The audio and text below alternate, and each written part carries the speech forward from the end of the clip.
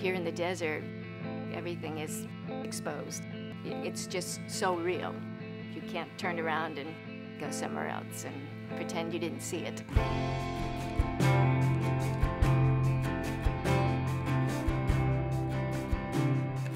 Pahrump is not one of those places that you move to if you want everything all set up and established.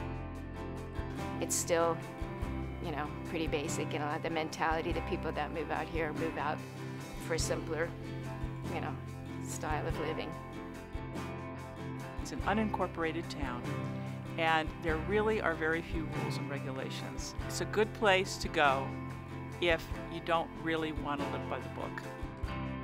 The church started in somebody's home. It was over 20 years ago.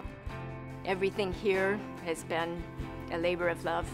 The landscaping, some of the church furnishings were all built by some of the people here in the church. I call it a smorgasbord. We have a smorgasbord of people here. Some are retirees, some grew up on the East Coast. We have a couple families, so we have like 7 children right now. For the first few years of St. Martin's, a lot of it were snowbirds, people that just used to come, you know, to Pahrump in the wintertime, and then they go back east. So it's just a really nice mix of people, and it makes the atmosphere and the environment, you know, welcoming, I think. It's a two-sided community. There's a part of it that is very strong as a community, but there's also a part of it that's very, very troubled. We have a lot of poverty.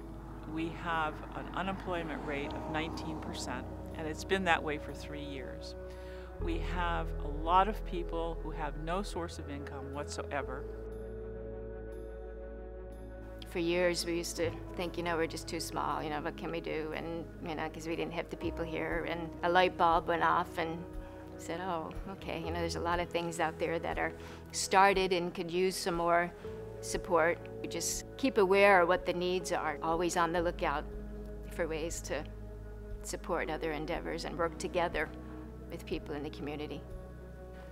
The connection between St. Martin's in the desert and No to Abuse is very, very strong, and it has a very long history. No to Abuse has been the beneficiary of funds, volunteer work, and other kinds of gifts from St. Martin's, and we see about 500 families a year. The typical family that we see has an income of about $800 a month. The adults in the family are meth addicts and or abuse other drugs. There's a lot of illness in the family. There is a lot of dysfunction. So we have adult-to-adult domestic violence, and we have the children in the family being caught up in the domestic violence, either as witnesses or as victims themselves. We live in a world with a multitude of choices. Choices that sound good, but lead us nowhere in the end. I care about people, and I care about the community, and Pahrump is one of those communities that there's a lot of people that need a lot of support, and all of us working together, not just me, you know, the priest at St. Martin's, but everyone here has a role to play. So we try to do a little bit in the different age groups. Been doing the teen night in collaboration with the Night Communities Coalition. Some of the funding is from them and some from St. Martin's. It's just a once a month activity that we do for the teens in the community. I think it's important to note that the Episcopal Church is currently very focused on moving outside its 4 walls and into the community to help people in their spiritual growth and to help people feel connected, to be part of a community. That's critical, to be part of a community.